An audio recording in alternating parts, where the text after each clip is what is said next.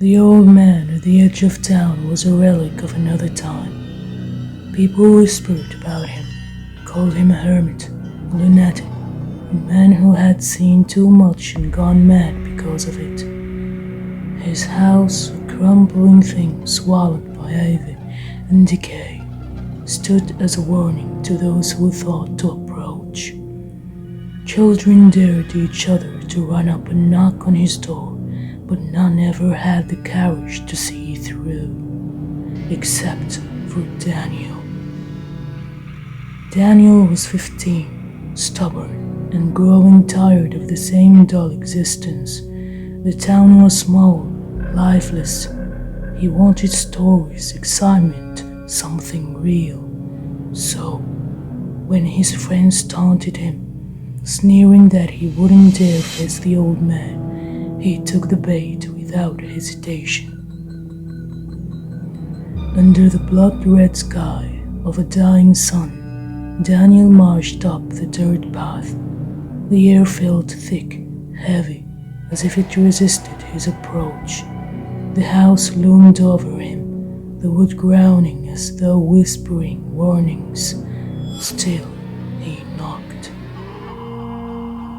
Silence. Then, the door creaked open.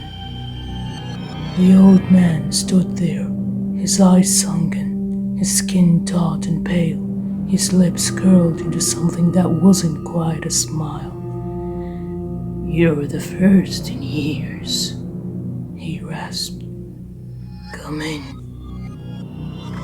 Daniel hesitated, but pride pushed him forward. The house smelled of damp wood and something metallic. Dim candlelight flickered against the walls, casting shadows that moved too strangely for comfort. The old man gestured to a wooden chair. "Sit." Daniel obeyed, his heart hammering in his chest.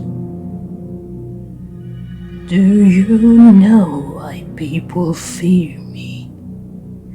the old man asked, his voice almost amused. Daniel shook his head.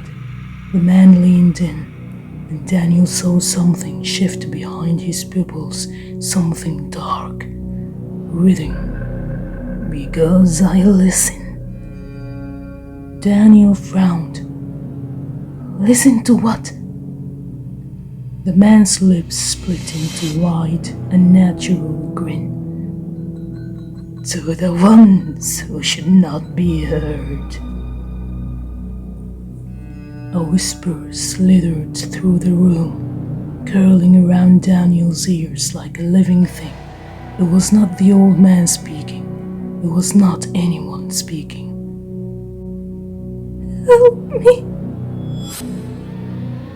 The voice whimpered, layered and broken, as if made from 100 overlapping cries.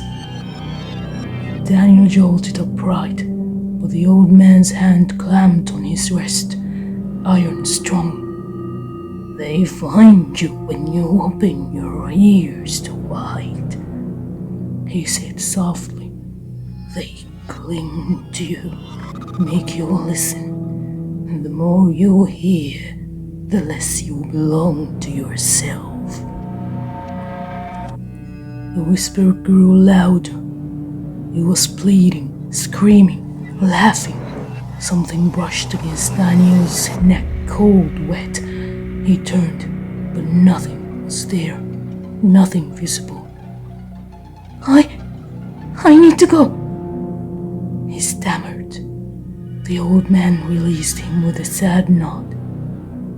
"You can leave, but they heard you now." Daniel ran.